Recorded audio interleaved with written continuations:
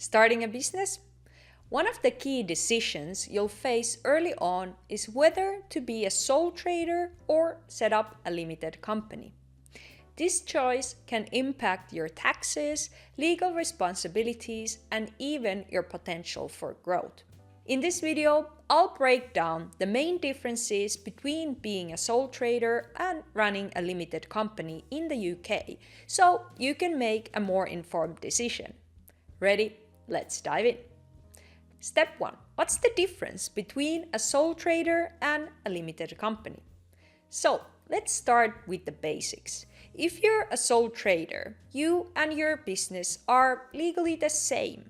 You get a full control, but you also bear full responsibility for any debts your business might have.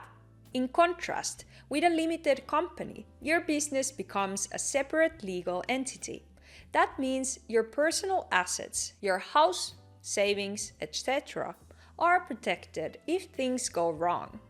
This is called limited liability, and it's one of the main reasons why people choose to form a limited company.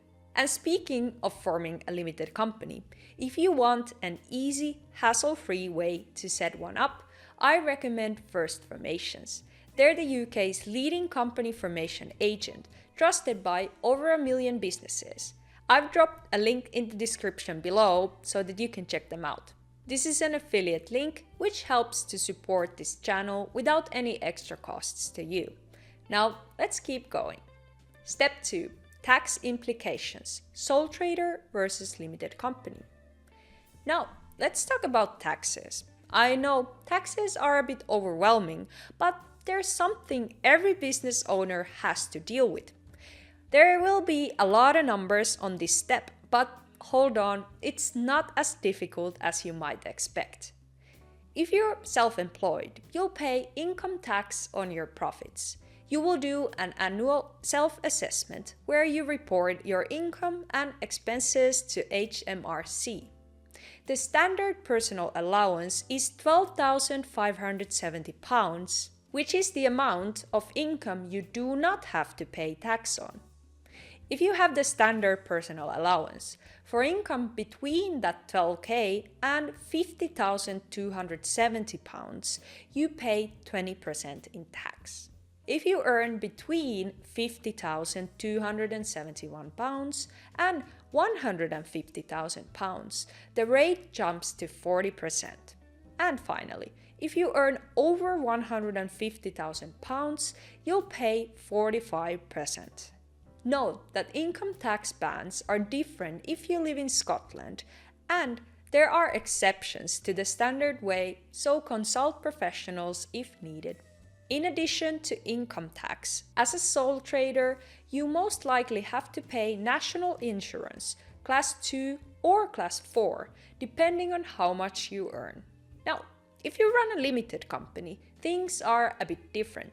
The company itself pays corporation tax on its profits, which is currently set at 25%.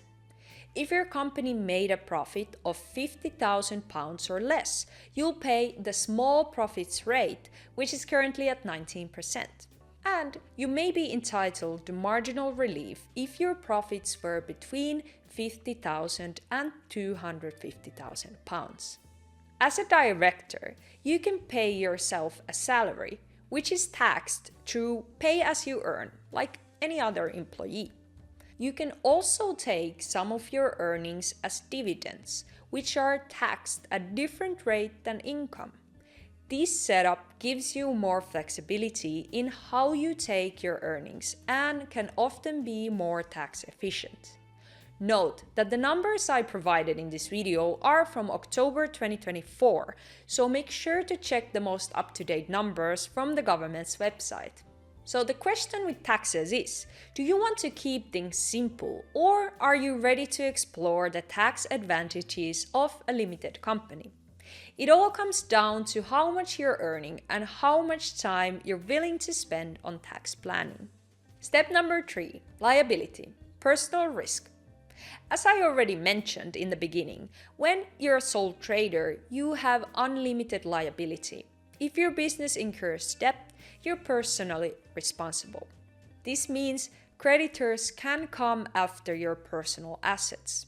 On the flip side, if you run a limited company, your liability is limited to the amount you've invested in the business. The company's debts are its own, and your personal assets are generally protected. Step 4. Paperwork and administration.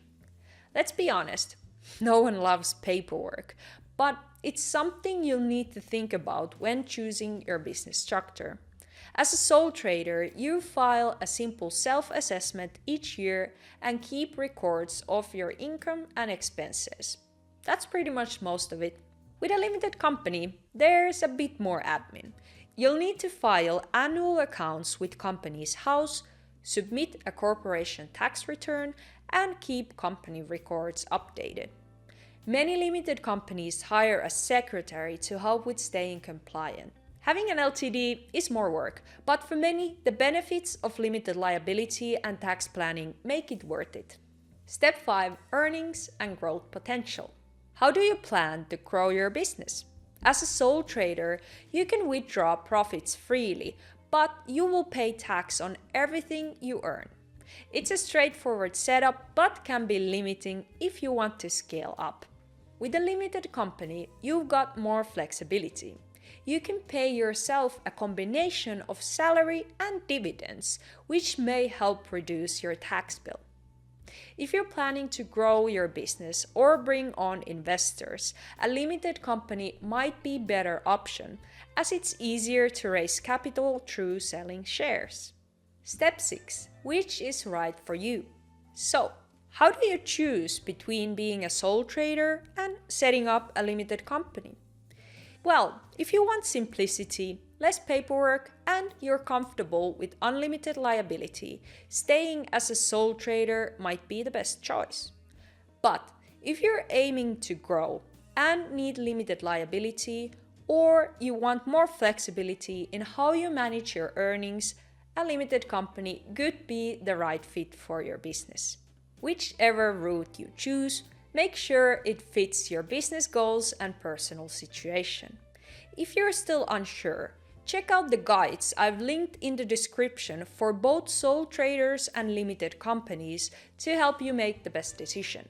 These guides are made by the UK government, so they for sure provide the most up-to-date facts. And remember, if you decide to form a limited company, check out first formations through my link in the description. They will ensure a smooth setup process for you. I thank you for watching this video. I hope this video helped you make the decision, and good luck with your business journey. Don't forget to like and subscribe for more business tips. Thank you.